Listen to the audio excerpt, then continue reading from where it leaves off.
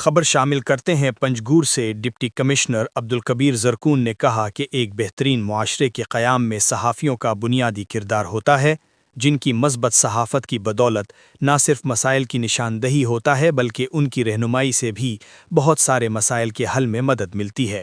ان خیالات کا اظہار ڈپٹی کمشنر عبدالکبیر زرکون نے پنجگور پریس کلب کے دورے کے موقع پر صحافیوں سے گفتگو کرتے ہوئے کیا۔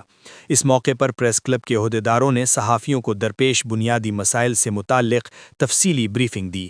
ڈپٹی کمشنر نے اپنے گفتگو میں کہا کہ پریس کلب کے مسائل کے فوری حل کے لیے ہنگامی بنیادوں پر اقدامات کریں گے۔ کوشش ہوگی کہ اس جدید دور میں صحافیوں کو تمام ضروریات میسر ہو سکیں تاکہ انہیں اپنے فرائض کی انجام دہی میں مشکلات کا سامنا نہ کرنا پڑے۔ انہوں نے کہا کہ اگرچہ مسائل زیادہ اور وسائل محدود ہیں، لیکن اگر نیک نیتی اور خلوص دل سے کام کا جذبہ ہو تو بہت سارے مسائل حل ہوں گے۔ میں نے بحیثیت ڈپٹی کمشنر چارج سنبھالنے کے بعد سب سے پہلے صحت اور تعلیم کے سیکٹر کی بہتری کے لیے کام کا آغاز کیا۔ الحمدللہ اس میں کافی حد تک ہمیں کامیابی ملی۔ آج پنجگور کے تمام چھوٹے بڑے ہسپتالوں میں علاج و معالجہ کی تمام بنیادی سہولیات میسر ہیں، جس میں ڈاکٹرز اور اسٹاف کی کمی کو کسی حد تک پورا کر دیا گیا ہے۔